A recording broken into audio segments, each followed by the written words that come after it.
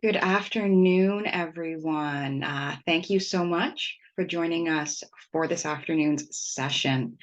It's just about a minute to noon, and we'll be getting started promptly at 12 noon, just giving some time for folks to filter in to the webinar space. So thanks to those who have already joined, and we're going to be getting started in just a moment.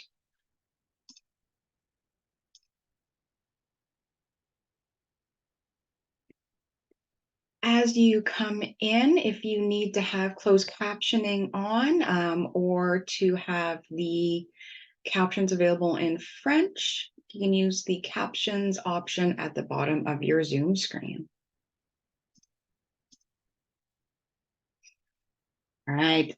Good afternoon, everyone. Thank you for joining us for today's webinar, Color Your Way, co-hosted by FCO and CARP Ottawa.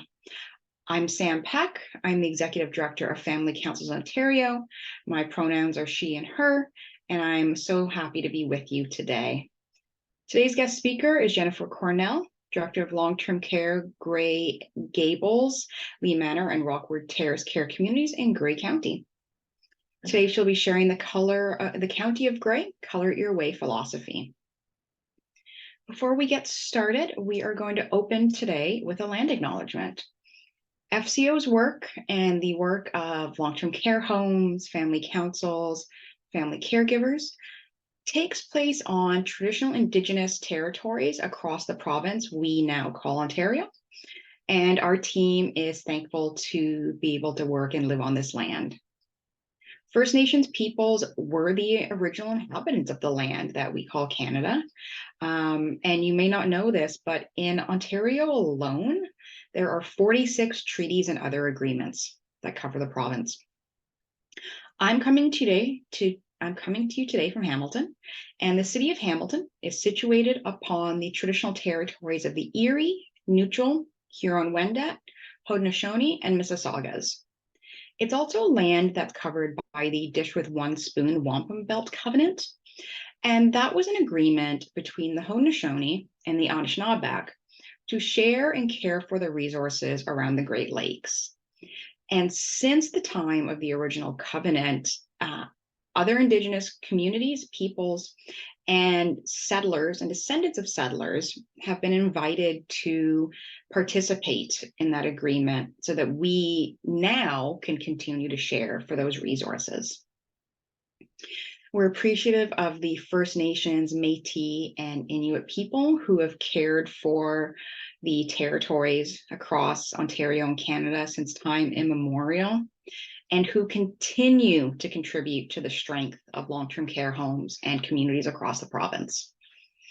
Acknowledging the land is an Indigenous protocol used to express gratitude to those who reside here and to honor the Indigenous peoples who have lived and worked on this land historically and presently.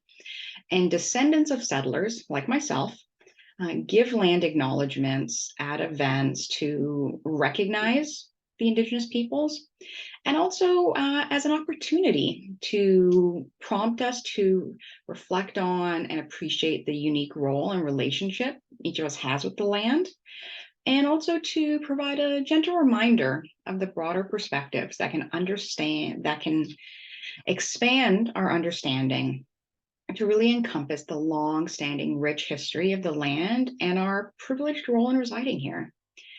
If you haven't already, you may have heard me talk about this at other events. There's an amazing website called native-land.ca.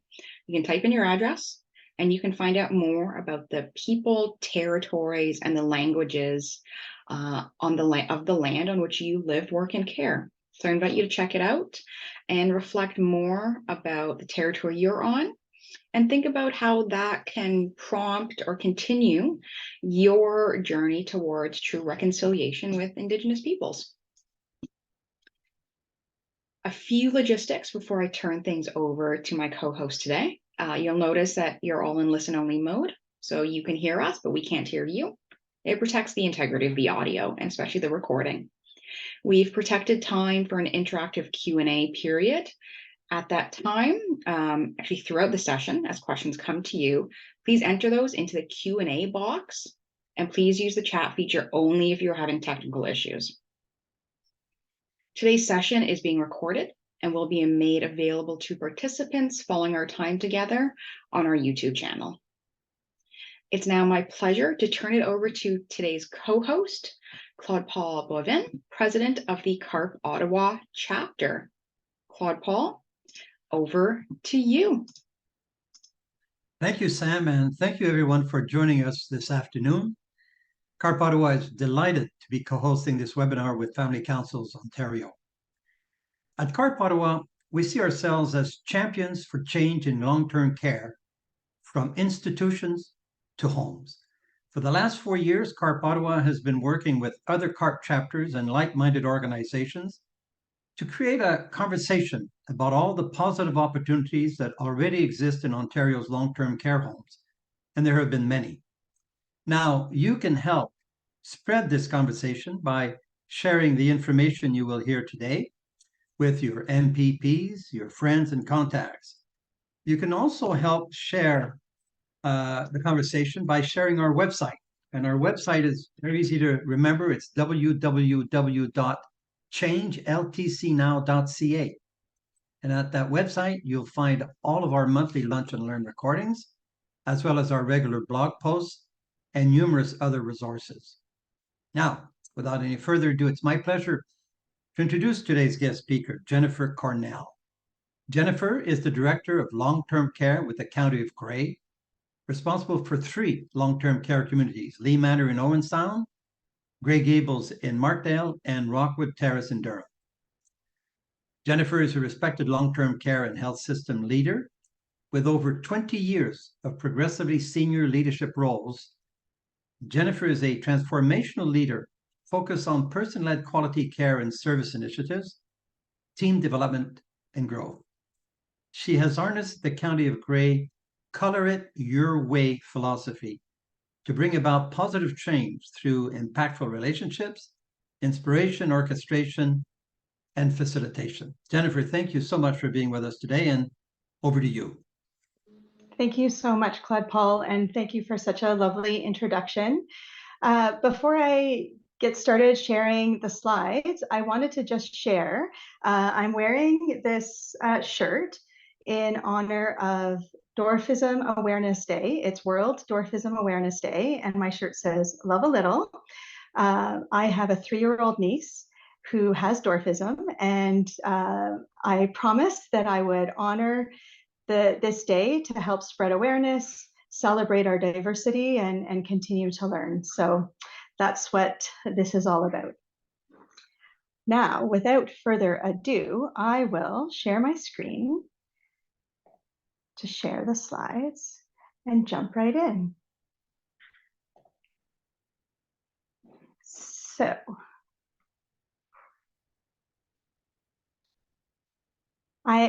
Claude already gave a bit of an overview of the homes that I support in Grey County. So I'm the Director of Long-Term Care.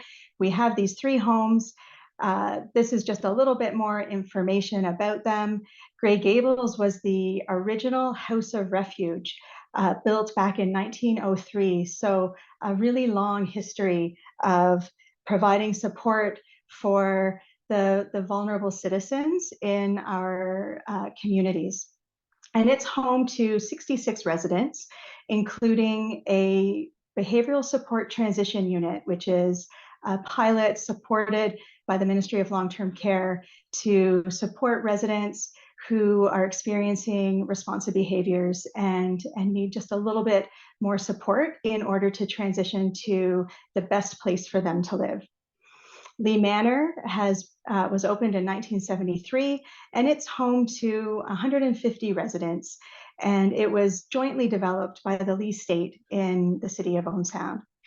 And Rockwood Terrace opened in 1984. It's home to 100 residents, but we're currently in the process of redeveloping a new building on the adjacent property to be home to 128 residents. I'm really excited to share with you our Color It Your Way story. Perhaps this is a never-ending story of the work that our leaders and our staff and our families and our residents have been working on for the past 10 years. Yep, 10 years. It takes time to bring about culture change, and it isn't something that happens overnight. But for 10 years, we've been creating and living a shared purpose. So buckle up, because our story, like so many others that focus on creating something new and wonderful, is a roller coaster. There are ups and downs, a few sharp turns, but all along it's a fulfilling journey. I'll share some stories on how we got started, some of the challenges and the wins, and what's in our next chapter. All or most organizations have a mission statement or a promise. And the most important takeaway from this presentation today, from our story, is to encourage the homes that you're supporting, that you're linked with, that you're visiting, that you're maybe volunteering at, that you have people who are living in, maybe you work in them, to take that first step and just start talking about the vision, the promise, or the mission. That's really the first step. And so how did we get started? Back in 2012, 2013, I was the executive director at Gables. We were going through a very significant challenge at that time. We were dealing with a really significant abuse investigation.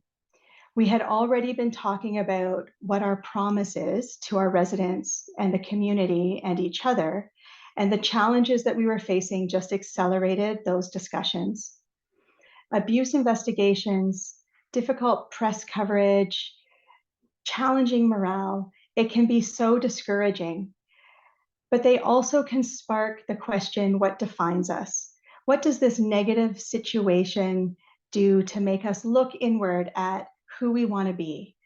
What do we want to define us? Do we want this negative thing to define us? So one of the group activities that we did to work through that was to draw pictures of what we could imagine if everything was perfect, the perfect long-term care home. What would that look like? And it was through describing these pictures that we created the words that make up our Color It Your Way promise. So just imagine small groups of staff, residents, and families gathering together to talk about the future and our vision. And I hand out markers and big pieces of paper. I did get some eye rolling, but in the end, everyone humored me, and the results were better than I could ever have imagined. When the groups described their pictures, the energy in the room was so great. It was so hopeful and so exciting. And it brought to us the words to describe why we all showed up every day and why we continue to show up every day in long-term care. The first 2 years, we continued to talk about Color It, the words that we decided for that Color It, which were our words for resident-centered care, which we've shifted over time to be person-centered care. This shared purpose allowed us to begin the foundation of how we talk about how we're going to be in, and what does that look like in day-to-day life. So we started using those words and that language in our circle of care huddles, our team meetings, in our care plans, in our care conferences, in our staff meetings. And we didn't always get it right. When we don't get things right, it's a chance for us to reflect and adjust. So one example is we're working through a change idea, and the leadership of the union came to us and said, how does this color it for staff? And it turned out that it didn't color it for staff. And so it gave us a chance to reflect and adjust and make a change. So this slide, this is an interesting trap that often we fall into. And I don't think that this is isolated to long-term care. I think that this is something we face in many organizations when we're trying to stay on purpose and on goal. if we aren't very explicit and talk about our purpose all the time, it becomes very easy for other things to become the de facto purpose in the minds of the people doing the work. So for example, if our vision statement or our promise or our mission is posted on the wall, but all we ever talk about is hitting a target, reducing costs, reducing length of stay, eliminating waste, completing activities within a timeline, complying with this or that regime, that becomes the focus of the work that we're doing. And it takes away from us working together towards what our real true purpose is and what our vision is. And I love this saying, what we appreciate appreciates. So the things that leaders are paying attention to are the things that then staff start to pay attention to, and our family member partners pay attention to, and our residents pay attention to. So if we start looking at the positive things and talking about the positive things, it's not ignoring the things that aren't going well. It's just changing the lens and putting that focus on the purpose and our shared purpose. One exercise that I share with team members and colleagues when we're maybe feeling discouraged is to spend a week when you're walking around the home as a team member or leader, and I think that this can apply to family members and residents as well. When you're walking around the home, start noticing the things that are aligning with the vision or the promise or the philosophy of care, and do that for a week.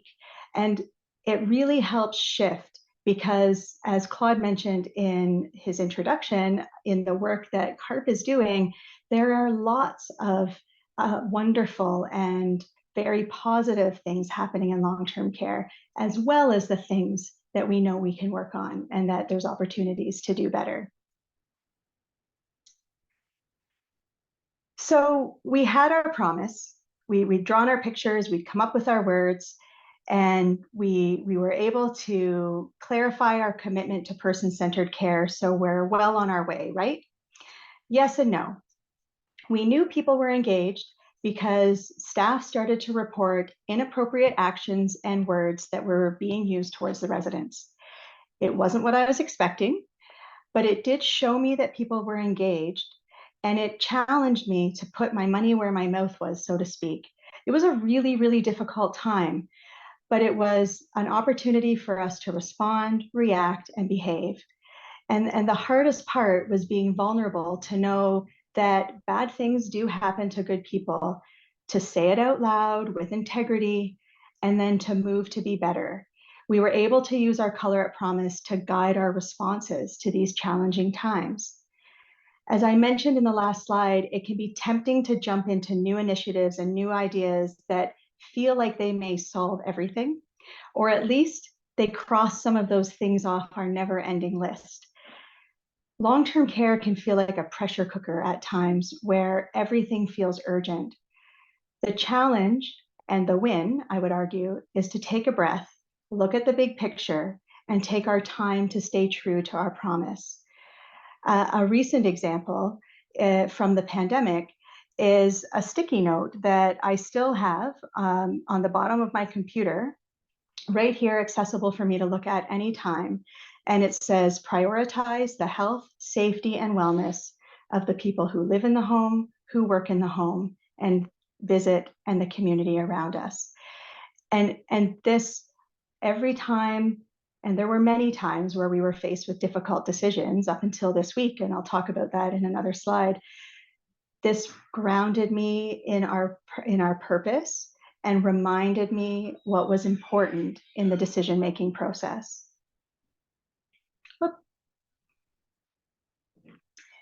Along the way, there were some big ahas. When everyone has a shared understanding of the goal, the promise, it means we each have a playbook in our back pocket. A big aha for us was looking at the word discipline or mistake as an opportunity to do better. What if a mistake isn't a mistake, but it's a miss? When we break down a miss, we can see where it went wrong and have a good conversation about what we do differently the next time. Talk about perspective.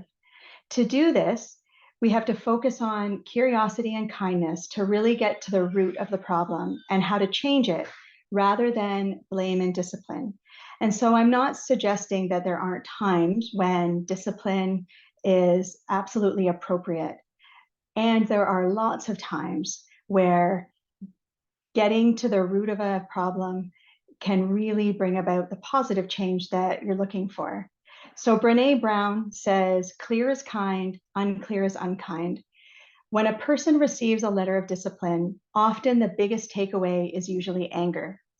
When there's a discussion about the situation, how it was a color at miss, it's a chance to better understand what the intention was, what was supposed to be the outcome, what would they do differently the next time something like this comes up.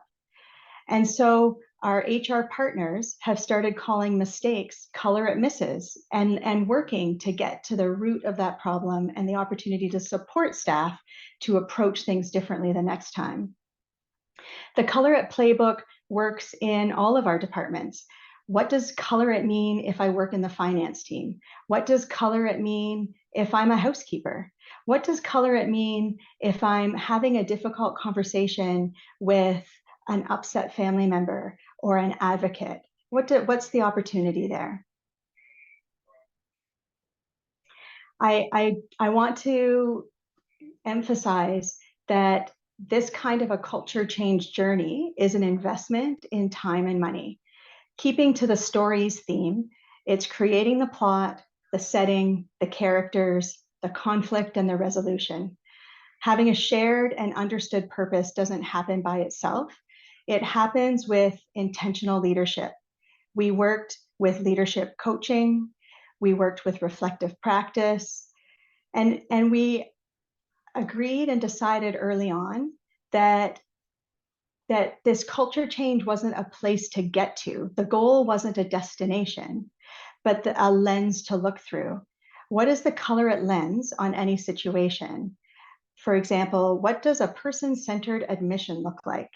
And through our team member discussions, we now talk about color at move-in. And just language in itself is a very powerful tool to stay true to our purpose. And so this is the promise. I realized partway through that I hadn't shared the promise early on in the slides. And so these are the words that came from those exercises where we drew our utopia vision of long-term care.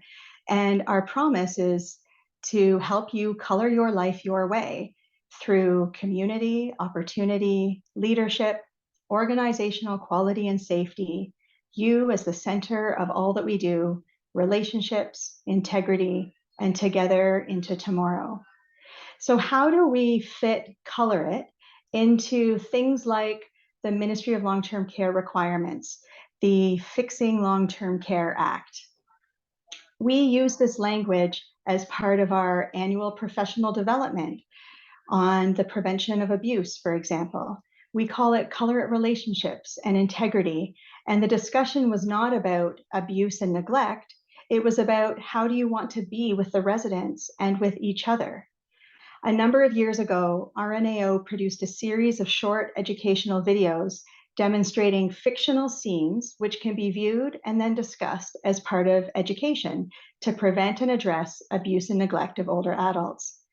Together with all staff in small sessions, we watched the videos, identified various opportunities to prevent abuse and neglect, and took it one step further and added the lens of color it.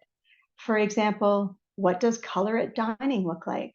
What does color at report look like? And that's how we approach this in the early days. And we still stay true to that process. So we're using color it today and into tomorrow around our cultural diversity. What does equity, diversity, inclusion, and belonging look like through a color it lens? And then somewhere partway through this process, we realized that this isn't just about the residents. We extended this promise also to our staff and our family members who have since become designated care partners.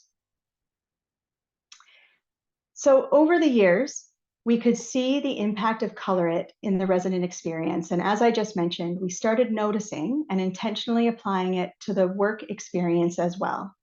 So as a leader, we're often faced with having difficult conversations. In fact, that's probably a big part of the work that we do in long-term care, is supporting our staff to have care relationships with the people that they look after, and then having some difficult conversations about difficult things, that all the things that come with supporting someone who's living in long-term care, either the resident or their family or caregivers. So we're faced with these difficult conversations like investigations, performance management, complaints and concerns. And these conversations aren't easy. And I started looking at these discussions as an opportunity to talk more about how to use Color It as a playbook.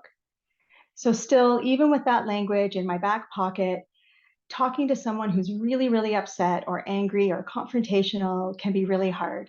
And so our leadership coach taught us a strategy that I use all the time and would love to just share with you. It's the ABCs. It's acknowledge, be clear, get curious. And I can't lie, there were probably a few years where something would I'd be faced with one of these situations, and I probably was looking up into my brain going, acknowledge, be clear, get curious. And eventually it does become second nature. But an example is, I can see that you're really upset about this, or I can see that you're very passionate, or I can see that this is a big problem. I want to be clear, we're on the same team, or you're right, or I want to help solve this problem. And then get curious. So what's it going to take? What's our next step? What are your ideas? And so on and so forth. And honestly, the ABCs work in so many situations. Color It allowed us to step back and reflect on who we really are in the early days of the pandemic as well. When residents couldn't have visitors, we knew there had to be another way. Color It was the foundation for the question, what are we going to do? It allowed us to build our designated care partner program that reflected our promise. It allowed residents to have their caregivers safely supporting them at the bedside, even during a lockdown and an outbreak. And it continues to be our North Star in how we recover from the pandemic and focus on person-centered care, on a workplace that supports staff wellness, on an essential care partner program that sees our caregivers, our family members and care partners as members of the care team, and supports us in being leaders in our community in creating a life worth living for people who are living in our long-term care home. And a recent example, as recent as this week, is universal masking. There's lots of debate, there's lots of opinions on all sides of whether we should implement universal masking, whether we shouldn't. I get as many phone calls for as against, that we're underreacting or overreacting. And so it's a very divisive topic. And so the approach that we've taken in not having a directive from the province, so this is up to us as operators, and I then extend that to the people who live in our home and the people who are part of our care team, staff, family members. And so we used a co-design approach. We brought together with our infection prevention and control leads, so our experts, we brought residents, family members, staff members, and leaders at each home. We used an ethical framework that's supported by our Color It promise, and they worked through the framework, and their recommendation was to continue to be mask friendly, but not implement universal masking. That was a couple of months ago. This week, we revisited there's lots of things going on in the environment. There's new information. The ministry has released a recommendation strongly encouraging. And so we brought those groups back together again, and they worked through the process again. And so they continue to recommend that we do not do universal masking, but we turn the dial up. And as soon as there's a suspect outbreak, which is just one person, or a confirmed outbreak, then we do universal masking in the whole house. And that masking continues to be encouraged and supported, but not mandated. And we have some really excellent quotes from our residents who have very strong feelings about this. They feel that this is a balanced and safe approach. And will it please everyone? I have a virtual family call tonight to go over this with family members and friends who will be calling in. And will it please everyone? It won't. But do I feel confident that this is a balanced and safe approach, really respecting the residents who live in our homes and the family members that support them, and that we used a co-design? 100%. I feel that I can support this recommendation. So this just gives you an example. Communication and engagement must be key throughout this entire process, and really kind of never let up. So we must use the language and the words all the time. We must follow through. We need to do what we say we're going to do. And lately, we've been doing some sessions on storytelling and how telling our story really supports that focus on our shared purpose. And in terms of the language, I have an example that I love to share. It's the Nike example. So we all know that "Just Do It" is the slogan for Nike. And I don't know this for a fact, but I'm confident that it wasn't created, shared once via an internal memo and a couple of advertisements, and then no one ever talked about it again. I suspect there were intentional strategies to use "Just Do It" and the swoosh every single chance there was. And now we see the swoosh and we know it's "Just Do It" without even seeing the words. And that's the level of commitment and intention that is needed. It will wane, it'll ebb and flow, but it must always be there. And so into tomorrow, our shared purpose guides us in real time and also in planning for the future. And so Color It is our focus on quality. And so we're working towards being accredited through Accreditation Canada. With our relationships with our family, we're working on building our relationships between staff, family, and designated care partners. And we're working with Deborah Bakhti, and I'm excited to be able to share some more of those details at the upcoming FCO conference. I mentioned already the focus on equity, equality, diversity, and belonging. Retention of staff. It's been amazing, the shift in our perspective when we apply the Color It promise to the staff experience as well. Giving our staff and leadership opportunities to build their capacity and their resources. Working outside the box with partners like today, being able to share the story. We had an opportunity to work with the YMCA Employment Services in a very outside the box idea to recruit, train, and support new workers, many of whom were new Canadians, newcomers to Canada, working in long-term care. And I was remiss to leave it off the list, but Color It has also been a foundation for our approach to our redevelopment project, in how we're designing and thinking through the many meetings and decisions that need to happen in the redevelopment process. So finally, so this was my home. This was a team from probably about 10 years ago. The residents made that sign for us. They created that. We Color It, and we had a lot of fun fun working through this process and really kind of launching and kicking off our commitment. So as director, it's my job to, as the leader, to hold the standard. I'm the keeper of the vision, and I hold that accountability. Color It has helped me feel better about the big challenges and some of the small challenges. It's tempting to get sucked into responding to challenges and changes like the new act and regs with fear and worry. But when I shift my perspective, I can see that my accountability is to color it for the residents and staff. And by doing that, we meet the regulations. My job is not to meet the regulations, but to color it for the residents and the team in all that we do. Long-term care has this sense of urgency always. Media, inspections, compliance, legislation. It's easy to focus on those things and look for the problems and see the problems. The truth is, we'll see and find those problems no matter what our focus is.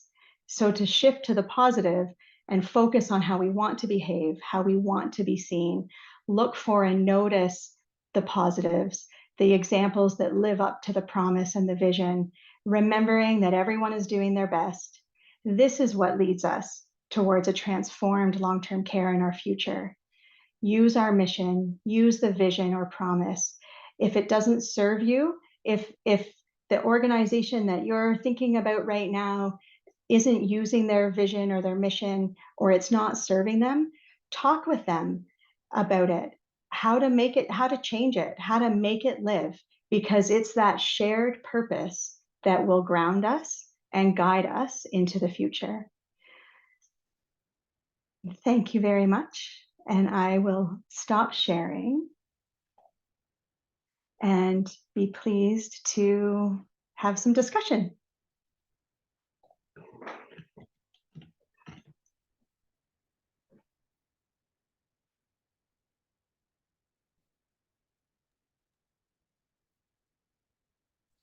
Thanks so much, Jennifer. While we're just getting some questions lined up, I'm just going to say thank you. And now, Carol, I'm going to turn it over to you to kick off our discussion together. You can take a look at the Q&A panel and take it away, Carol.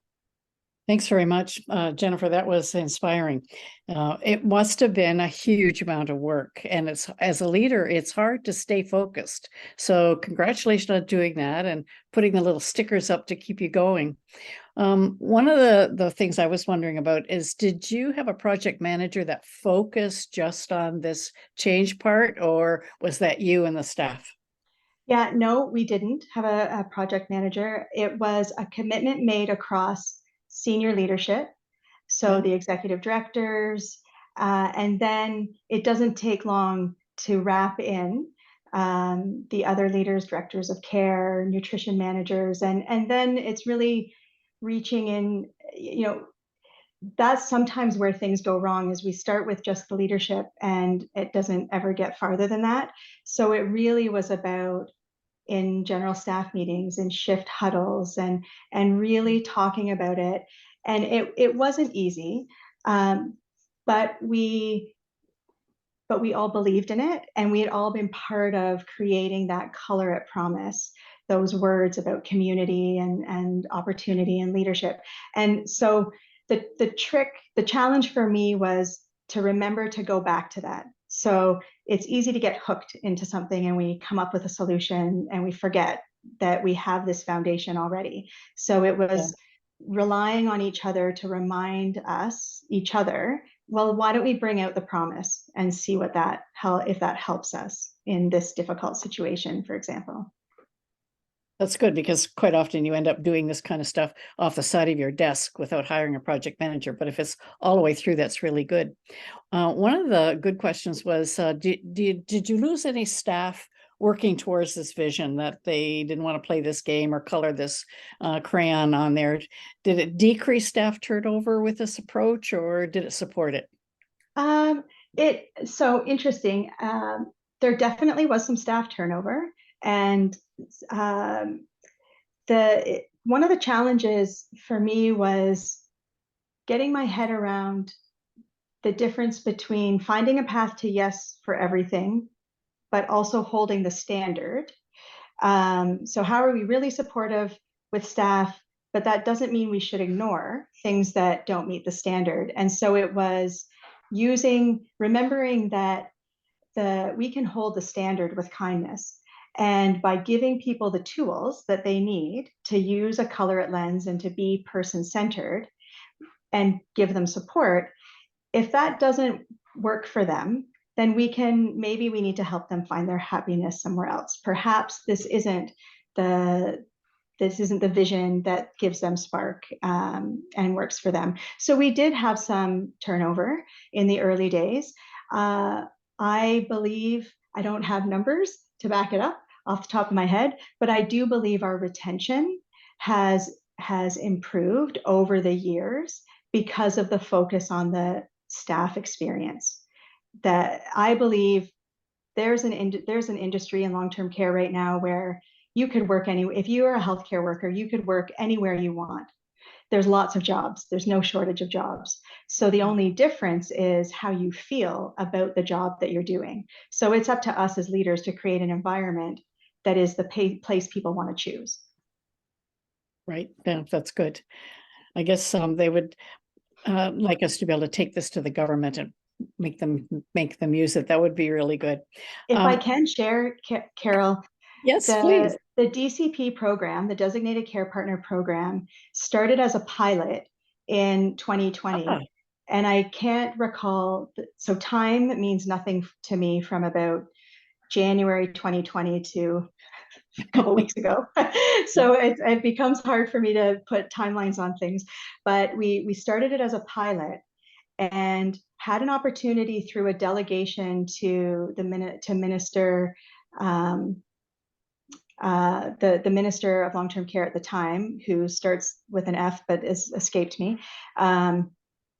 And so we had a chance to do a delegation through AMO, the Association for Municipalities of Ontario, and we'd shared some excerpts and some highlights of our planned pilot. And they followed up not long after, asking for our policy and how we were going to approach it. And I don't believe we were the only catalyst, but I do believe we were the catalyst to the change in visiting directives that came shortly after. They were much more flexible. There was some of the things considered that we'd considered as part of our pilot, and our pilot went from a pilot to a program within about 3 months. Oh, that's a remarkable. Yeah.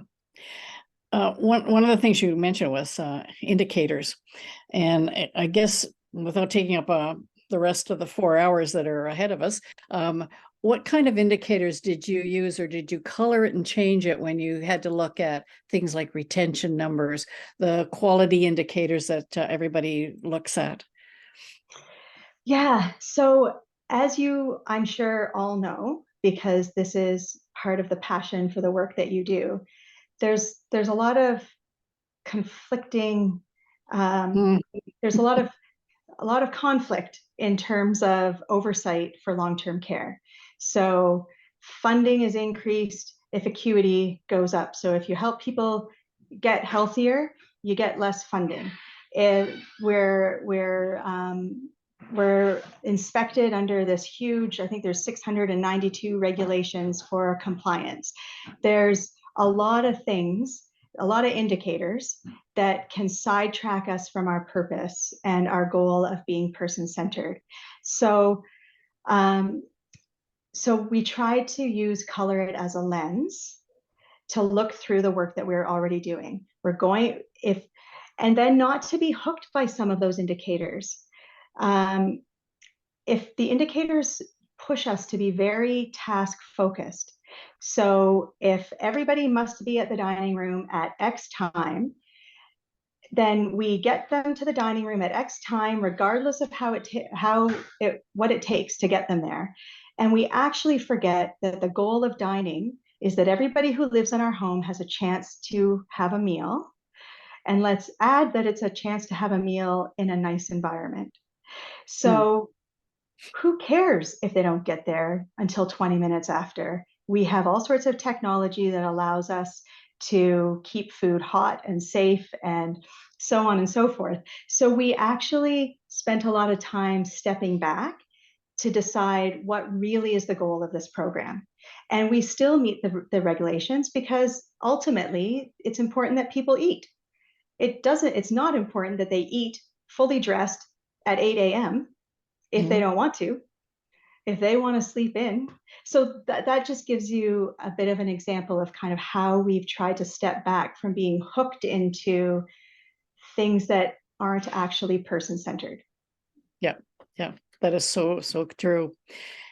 Somebody wants to know about your actual processes. How did you take those pictures and words and promises and make it real? Like who is in the group discussions? It sounds like literally everybody could be and should be involved in that discussion.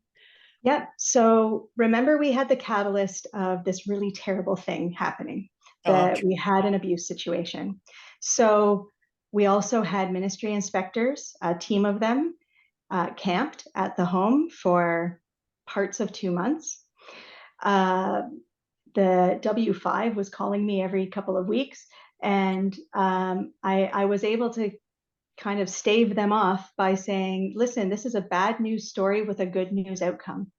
So they weren't really interested because it was terrible. It was a terrible thing that happened that we then decided was not going to define us and would never happen again. So there was desire to be different, to be seen differently. So it wasn't hard to get people engaged.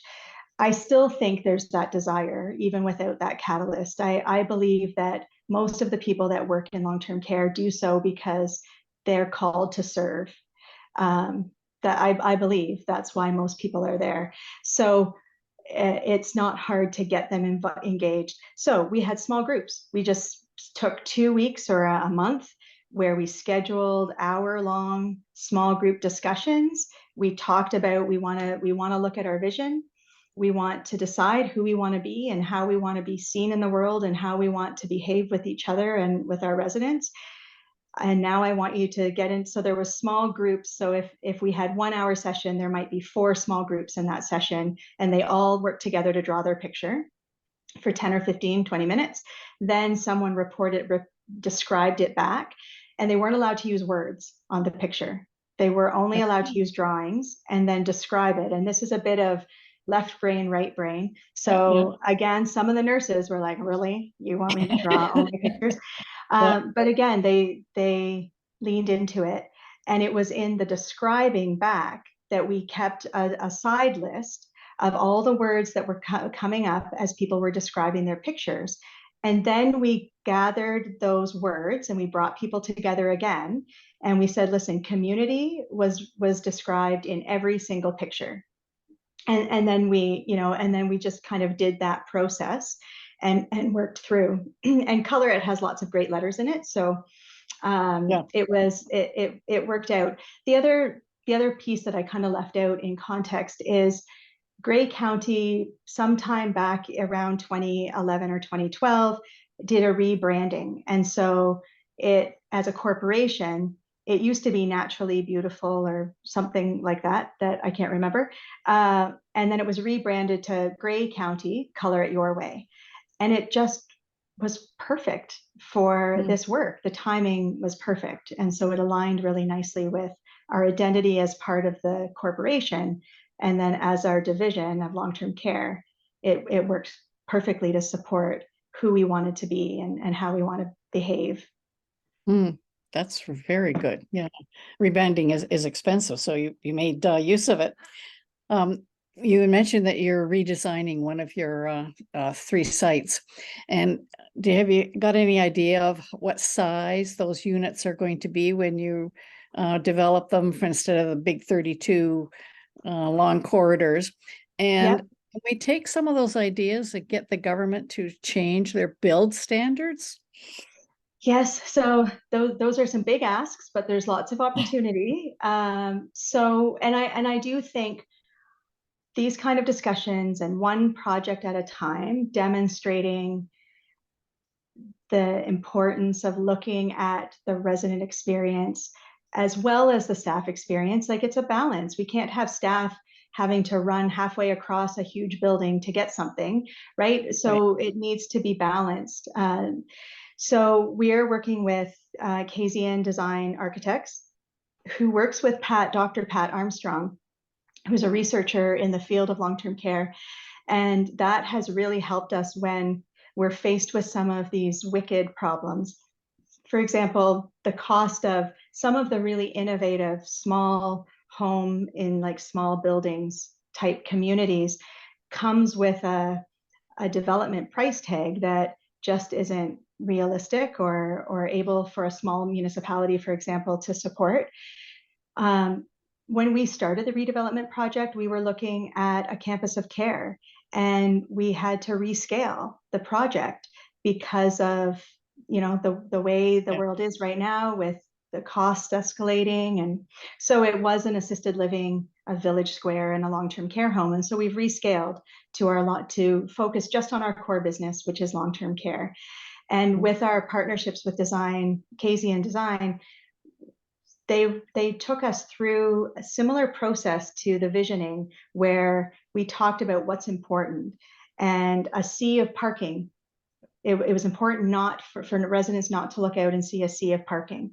It was important for the 32-bed home areas to be small, made into 16 little small kind of communities in that home area. It was important for dining room not to be a cavernous space. Is there a way for it to be slightly offset, but still support the staff being able to have, you know, vision, be able to see everyone and provide the care and the complex care that needs to be provided. And I believe we've done that. I believe that we've designed, and soon I hope we'll be going out to RFP for contracts, etc. But at this stage with the design, I believe have hit a balance between kind of traditional long-term care with these really important features. We've spent a lot of time about wayfinding, how that there's nooks and spots for people to rest and sit, that there's different places to gather with your loved one if you're visiting, that there's opportunity to leave one space and feel like you're entering into a different, you may still be within the home, but you're not on the unit. So, but we don't call them that, for example. That is really good. We'll have to make sure that all these wonderful ideas are caught and they somehow get woven into the standards as people are either redeveloping what they have or have that opportunity to build a brand new one. Yeah. That doesn't happen too often.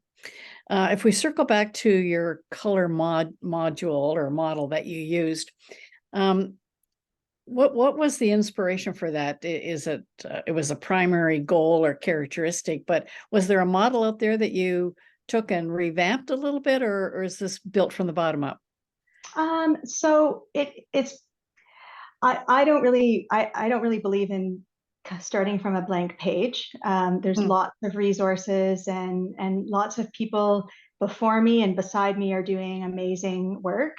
So it's our model for person-centered care, or a social, looking at a social model, a community model, really supported by elements of the Eden alternative, butterfly, greenhouse in the US. So there's elements from all of those modules or models that they're really kind of trademarked models. And so this is just our words for pulling all of that together. Are you going to trademark this, or is it been I hadn't really, I don't know. I hadn't really thought. I'm happy to share our story because I think it's an important story. And so, yeah, I haven't, probably not. We are a municipal, I work for a municipality. And so I feel that, you know, we're funded by the public purse, so to speak. And so we have a responsibility to support our partners in the private sector and our partners in charitable homes and share and work together. Yeah, that's really good to hear. I mean, wonderful to make a little bit of money off of it and put it back into it. But yeah, that's very important.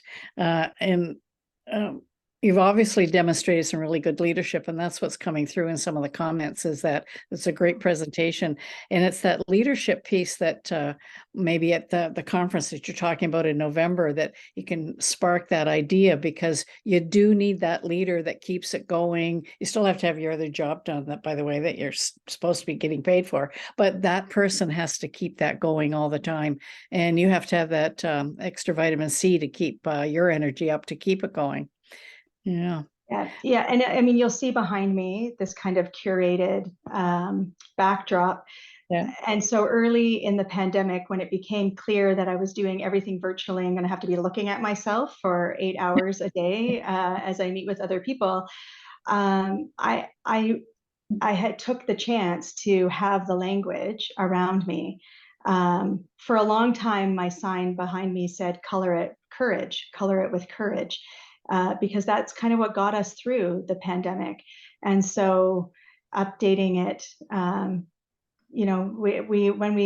there was a chance to kind of update it back to Color It Your Way. We're still using lots of courage, but not at the same level that we were in the early days of the pandemic.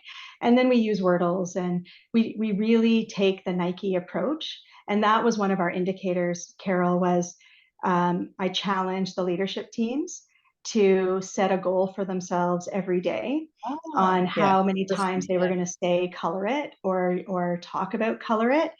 And it's quite possible that in our virtual family calls, some of the team members may have some sort of drinking game based on how many times I say color it. And I'm here for it. I think that's great. That means we're using the words enough.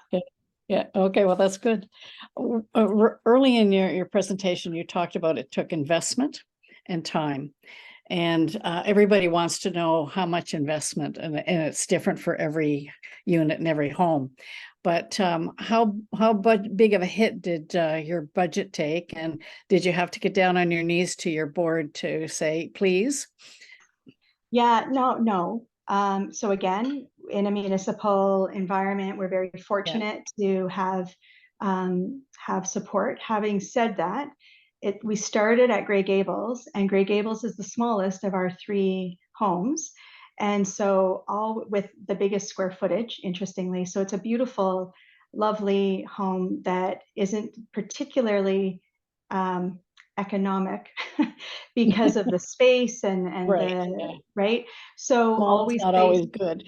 Always faced with financial challenges.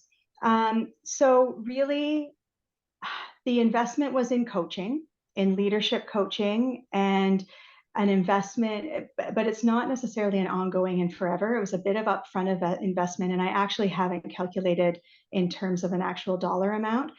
One of the best initiatives we did was bring our registered nurses and our registered practical nurses together for 2 half-day sessions with the leadership coach about leadership, difficult conversations.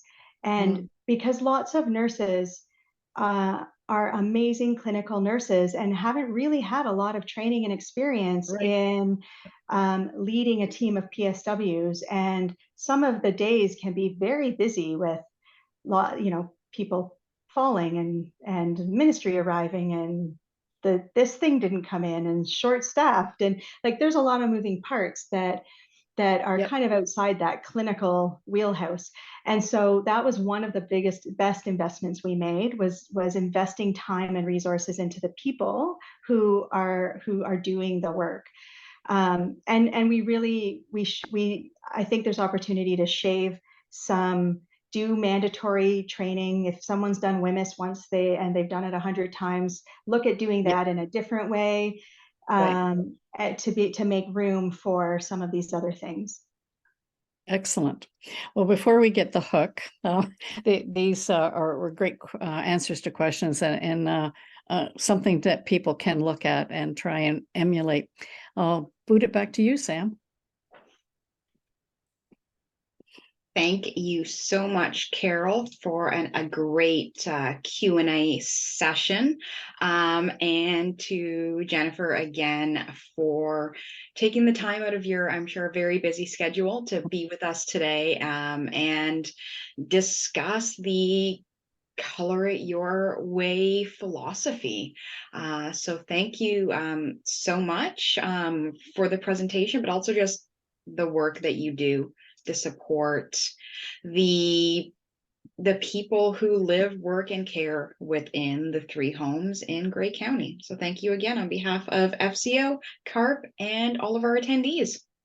Thank you. Thanks so much for the invitation. This was the spark that I needed this week. So thanks for giving me that opportunity. Thank you so much. And folks, before we wrap up, just have a couple of announcements to share with you. So don't forget to join us for some upcoming events. Tomorrow, October 26th, 1:30 to 2:30, is the seasonal respiratory illness readiness information webinar. Say that 5 times fast, featuring guests from the Ministry of Long-Term Care. And this is the information session for families and caregivers. November 2nd at 10:30 a.m. will be the seasonal respiratory illness readiness session in French, being hosted by OARC, Ontario Association of Residents Councils, and FCO. It's a joint information session for residents and families. We mentioned our event, November 14th, Engaging Long-Term Care Summit, featuring Jennifer Cornell coming back to talk more about the Color It Your Way philosophy and how to engage caregivers in person-centered care. So really building on their approach to leverage culture change efforts to build relationships, and featuring other great speakers, as you will see there. Then November 22nd, join us for our next CARP and FCO webinar, Spreading the Love, the Jarlette Health Services Expansion and Butterfly Approach, featuring Mary Connell. So thank you again for attending today's session, and join us for our upcoming events over the next few weeks, starting tomorrow for respiratory illness readiness, then our one-day conference on November 14th, and November 22nd for our next CARP webinar.